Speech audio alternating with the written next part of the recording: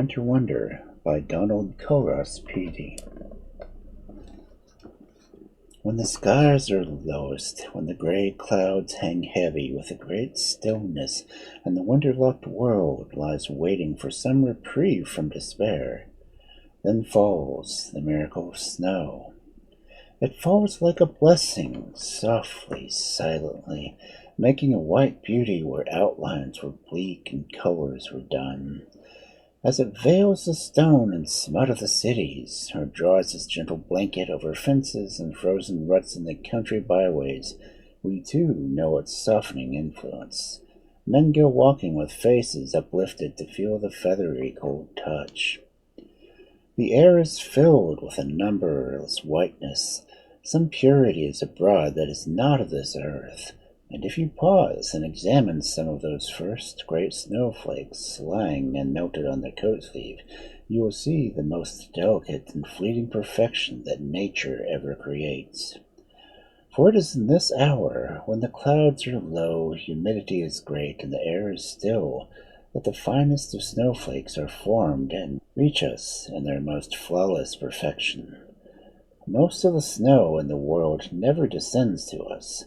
Vast quantities of it are created in lofty clouds, even in warm latitudes, but it melts as it falls through the warmer air and reaches us as rain.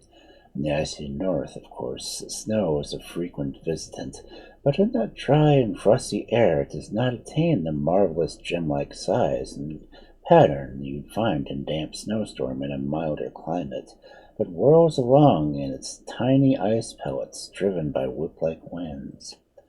So it is in our temperate climate that winter makes us the finest display. One snowstorm, and the sad and bad old world we know so well has turned a new page. All is fair and new and pure, waiting to be inscribed.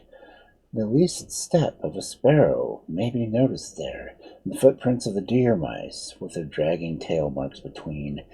You can see the very leap of a cottontail and the spacing of his pad prints on this white sheet.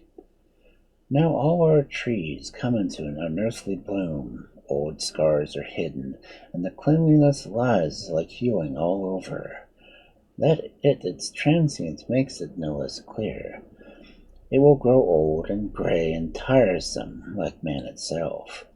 But the first snowstorm, even more, the first flakes of that first snow, are perfect as only a newborn are perfect, and bring with them the same innocent air of being messengers from heaven.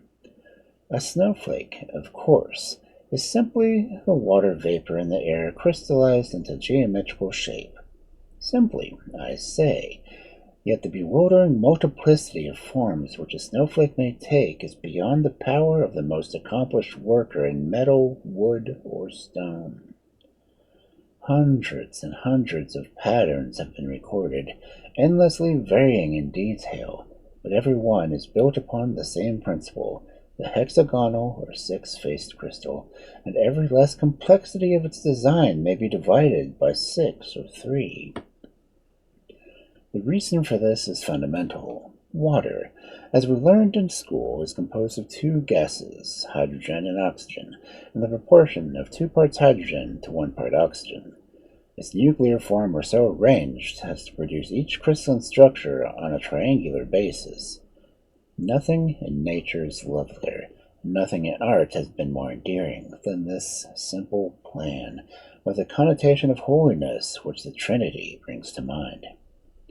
And snowflakes, of all things, are most truly made in heaven. They crystallize while floating about in the air, so that the atoms and molecules, which are the building blocks of all things, have a unique freedom in which to arrange themselves. As they descend through varying strata of moisture and temperature and air current, they grow and change and take on variety, until their intricate elaboration surpasses anything that comes from the fingers of the most skilled lace makers in Europe. What a fairy-like business the study of snowflakes would seem, yet it is a respected science with a long history. Away back in 1555, Olaus Magnus, the brother of the Archbishop of Uppsala, published in Rome a book about natural curiosities. That book contains what it seems to be the first published drawing of a snowflake. It is a crude woodcut, but for all the legend beneath it might be mistaken for some other of Olis's collection of curiosa. But it reminds us, at least, how long men have looked up and wondered at this gift from the skies.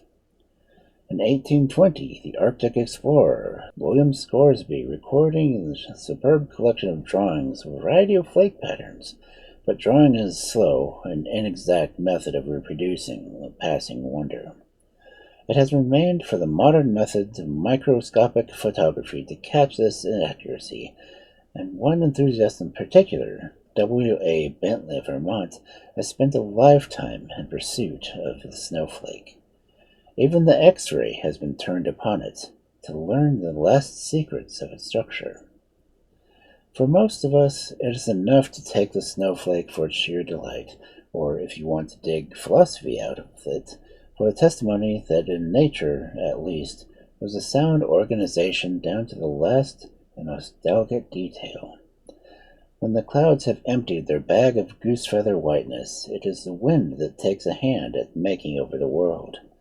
Never was stuff so malleable as snow, so easy and quick to work, and never was artist so free as the wind. Now over the last year's nest of cocked and peaked new roof, every fence post is recapped, and the boldest ditch is covered with a soap like the flank of some great crouching beast. The very currents of the wind that help to shape the flake are written with the tracks of wildlife on the fields of white. If the wind blows all night long and more snow falls, the careless sculptor will have shaped the world all over again. Snow in the soft blanket form is a kindly thing. Cold as it is, it forms a shelter for little creatures crouching in its lee. It conserves Earth's blank warmth, and thus protects plant life as well. The winter form of rainfall, it provides drink for birds and animals, and is a store indeed for water for future irrigation when thaws unlock it. But snow is a force as well, and all that soft and comfortable kindness can turn to cruel power. Let it freeze like a hard crust, and groundlings like quail and mice and partridge may be imprisoned under it and starve to death. Will it rain turn that snow upon the boughs to ice, and the grandest old limbs may crack and break beneath its strain? Or the sudden thaw after a great snowfall can end in a disastrous flood? But these are what insurance policies carefully call an act of God. More certain are the joys of winter and sparkle and the crunch of snow beneath the heel, the tingle at the bottom of one's lungs, and the sense of blood running warmer for the cold air. Now skiers find their wings again. Now in the front lawn rises that art form, surely older than the Parthenon, at the snowman, complete with pipe and lumps of coal for eyes. Now winter berries stand out red against the white, and birds are plain to see, and sunrise or sundown glow rose-colored, with shadows of that purple blue. The feeding tray these days shows us who are our true friends, the cardinal and the jay, the chickadee, who, by his upside-down hilarity, demonstrates that he loves winter best of all. The nights are deeply silent, unless the owl goes hunting. Days have a bite like that you'll get when you send its teeth into a whiny apple. The sun has become as no other time, and finds a million diamonds to dance on, and at night the stars step forth in grandeur on the brilliance of the unknown to summer skies. The first of winter comes to us as a welcome at the first of spring, all fresh and full of sparkle. Indeed, it is spring that is hidden underneath that coverlet of snow.